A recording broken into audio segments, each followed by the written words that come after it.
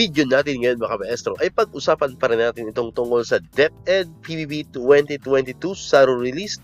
Ngayong araw po yan, October 1, 2024. Ayan, so buwan naman po mga maestro, no? Unang araw po sa buwan ng Oktubre.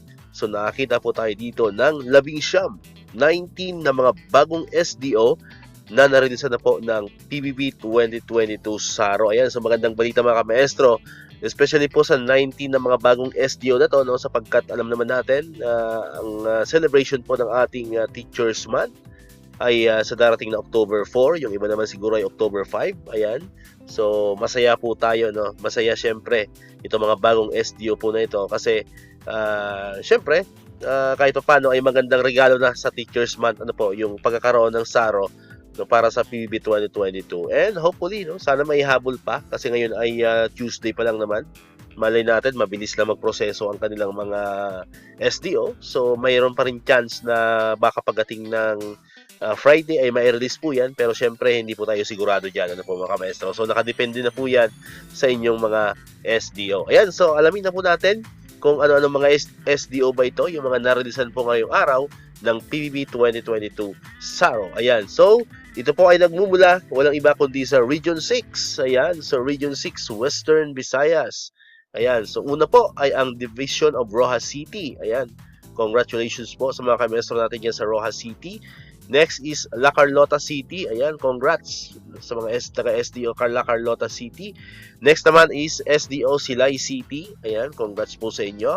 Next is SDO Bago City. Ayan, congratulations po sa mga kamaestro natin dyan. Next is SDO Victoria City. Congrats po ulit, no, sa mga taga Victoria City. Next naman ay ang SDO Pasig City. Congrats po. Next ay ang SDO Capiz. Ayan, congratulations po sa mga kamaestro natin dyan sa SDO Capiz. And next po ay ang SDO Aklan. Ayan, shoutout po sa mga kamaestro natin dyan sa SDO Aklan. Next naman ay ang SDO Iloilo Province. Ayan, congratulations po, no, sa SDO Iloilo Province.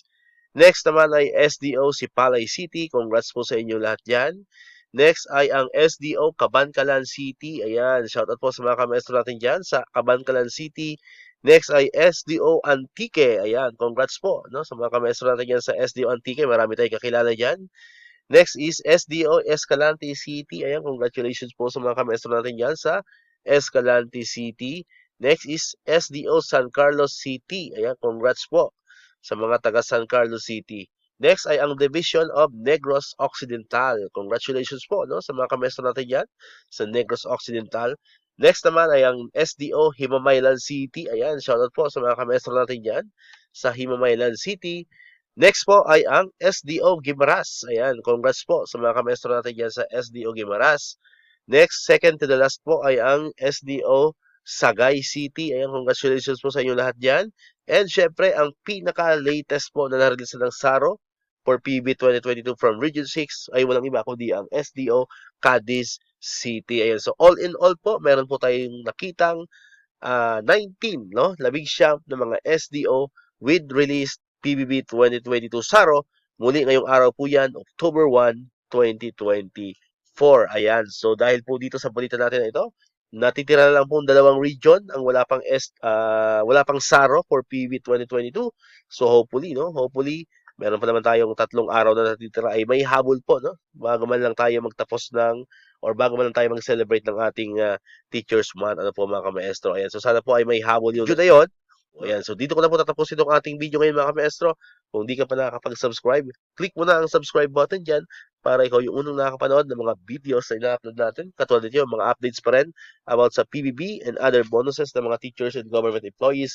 And syempre, click mo na rin ang notification bell button para na-notify ka, updated ka pag may mga bago tayong uploaded na videos. So muli, maraming salamat sa inyong panonood at pakikinig. Once again, El Maestro, see you on my next vlog. Bye-bye!